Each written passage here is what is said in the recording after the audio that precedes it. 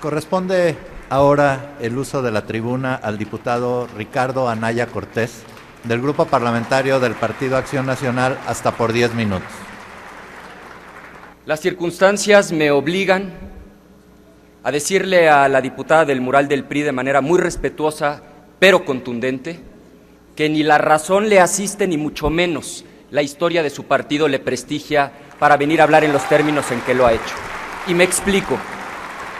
Aquí se ha hablado, y cito textualmente, el discurso autocomplaciente pero distante de la cruda realidad de los mexicanos del presidente Calderón. Nada más falso que eso.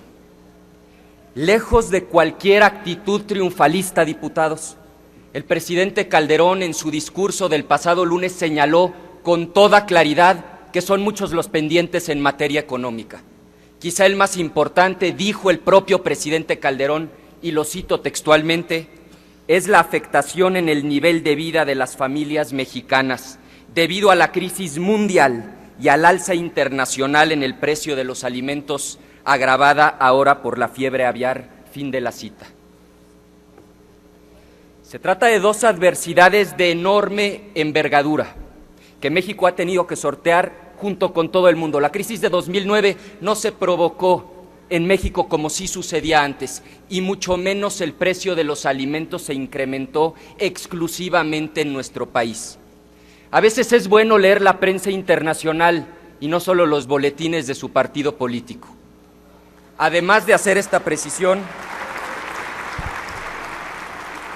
precisamente el manejo responsable de la economía nos permitió a todos los mexicanos superar la crisis global. Por cierto, la más profunda crisis mundial de la que tengan memoria las generaciones presentes. Y lo más importante, nuestra economía ya registra 13 trimestres consecutivos de crecimiento. Ese dato evidentemente lo omitieron, al tiempo que muchas economías aún desarrolladas buscan cómo hacerle para salvarse de una quiebra inminente. Aquí se ha reconocido que la estabilidad macroeconómica es una realidad, pero se ha cuestionado insistentemente que no se ha reflejado en el bolsillo de la gente. Y ciertamente falta mucho por hacer, pero sin estabilidad no solo no habría seguro popular, oportunidades, 70 y más. Seamos serios, compañeros. Toda la política social de sus gobiernos, y le hablo a las izquierdas y al PRI, está sustentada en la estabilidad económica de este país. No se les olvide que en promedio 9 de cada 10 pesos que sus gobiernos locales gastan vienen de la Federación, y solo 1 peso de cada 10 constituye ingresos propios. Sin estabilidad económica serían imposibles los programas sociales de los que tan orgullosos se sienten ustedes mismos. Esos que aparecen en los informes de gobierno de muchos de ustedes que recientemente han sido alcaldes, esos que difunden con tanto entusiasmo sus gobernadores. Pensemos en el programa alimenticio para adultos mayores, obras como el Circuito Exterior Mexiquense, o en general proyectos de agua potable, drenaje, electrificación, puentes, carreteras, becas. Yo les pregunto, ¿de verdad creen que sus gobiernos locales habrían tenido los recursos para financiar este tipo de programas de manera sostenida durante 12 años si los gobiernos emanados del PAN hubieran manejado la economía como se hizo durante el sexenio de López Portillo? Ruego a todos los presentes respeto al orador, como se lo hemos dado a todos los oradores que antes de quien hace uso de la tribuna hicieron uso también de la voz. Les ruego por favor respeto a escuchar al orador para poder continuar en orden nuestra sesión. Les recuerdo al presidente López Portillo que en 82, por cierto, justamente unos meses después de inaugurar este edificio en el que nos encontramos, llevó al país a la quiebra, desatando una inflación de más del 100%. El peso se devaluó casi 250% frente al dólar. Y esa tragedia económica de inflación, de devaluaciones, se repetiría en 86, 87, y seamos francos, ¿Cuántos de los aquí presentes no perdieron su patrimonio en la crisis de 1995? Que nadie se confunda. El manejo irresponsable de la economía a la que nos tenían acostumbrados lleva a crisis económicas. Y lo primero que ocurre con una crisis económica es que se desploma la recaudación. Y claro, desplomada la recaudación, no hay recursos para financiar programas sociales. Y si alguien de aquí lo duda, revise lo ocurrido durante los gobiernos del PRI, particularmente lo que pasó en 83 y 95.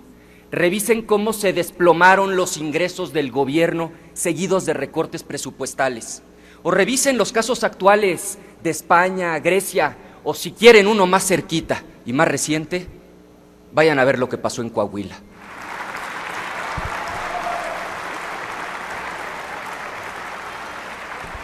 Así de claro, sin la responsabilidad de los gobiernos del PAN, todo aquello que con tanto orgullo comunicaron muchos de ustedes y los gobiernos emanados de sus partidos, simplemente no habría sido posible.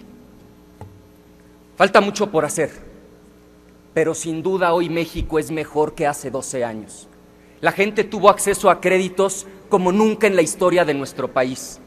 En 12 años logramos reducir a la mitad la deuda externa de este país como proporción del Producto Interno Bruto. Hoy exportamos más manufacturas que todos los países de América Latina y el Caribe juntos, incluyendo a Brasil. Falta mucho por hacer, pero no hay duda, hoy México es mejor que hace 12 años. Y dicho lo anterior, me parece fundamental que no sea esta glosa como las luces de popa de un barco que solo iluminan el camino que queda atrás. Este análisis debe ser también faro, que nos ayude a establecer rumbo y dirección. Y por eso no podemos dejar de hablar del futuro inmediato de dos iniciativas preferentes que presentó el presidente Calderón, ambas relacionadas con la materia económica que hoy discutimos. La primera, turnada al Senado de la República, una reforma a la Ley Federal de Contabilidad Gubernamental, diseñada para evitar que se registren nuevos abusos, como el incremento desmedido de la deuda en los estados a espaldas de los ciudadanos. Diseñada para que los gobiernos realicen todos sus pagos a través de operaciones bancarias, para acabar con prácticas como el traslado de 25 millones de pesos a bordo de un avión propiedad de un gobierno estatal. En suma, diseñadas para poner freno a la opacidad en el manejo presupuestal de los gobernadores, y lo digo con claridad, de todos los partidos políticos. Y la segunda iniciativa preferente consiste en una profunda reforma a la Ley Federal del Trabajo.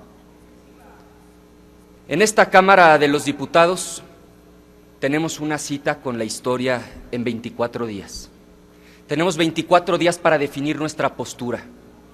Ya estuvo bueno de decirle que sí a los ciudadanos, pero sin decirles cuándo. 24 días para que ninguna mujer tenga que volver a demostrar que no está embarazada para ser contratada. 24 días para establecer nuevas formas de contratación que amplíen las oportunidades de empleo principalmente para los jóvenes y para las mujeres. 24 días para hacer realidad el voto libre, directo y secreto de los trabajadores en la elección de su directiva sindical. 24 días para establecer que los informes del manejo de recursos de los sindicatos sean periódicos, públicos y sometidos a auditorías externas. 24 días para resolver con claridad y sin ambigüedades, de cara a la nación y más allá de la retórica, si estamos a favor o en contra de la reforma. Y si alguien tiene que votar en contra por razones inconfesables, que asuma su responsabilidad. El pueblo de México está cansado de posturas confusas y vagas. Llegó el tiempo de las definiciones. Compañeras y compañeros diputados, estamos llamados a hacer más y mejor política. La política útil, la que hace del diálogo posibilidad de acercamiento y del debate. exigencia intensa de definición. La política que sabe reconocer en el otro su parte de verdad. La política que se sostiene en la técnica para ser eficaz, pero que nunca olvida que es la persona su principio y único fin.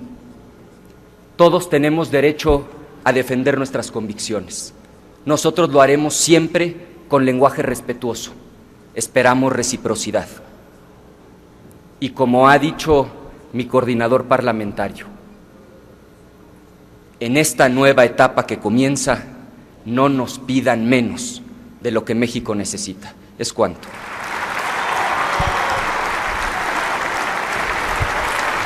Gracias, diputado Anaya Cortés.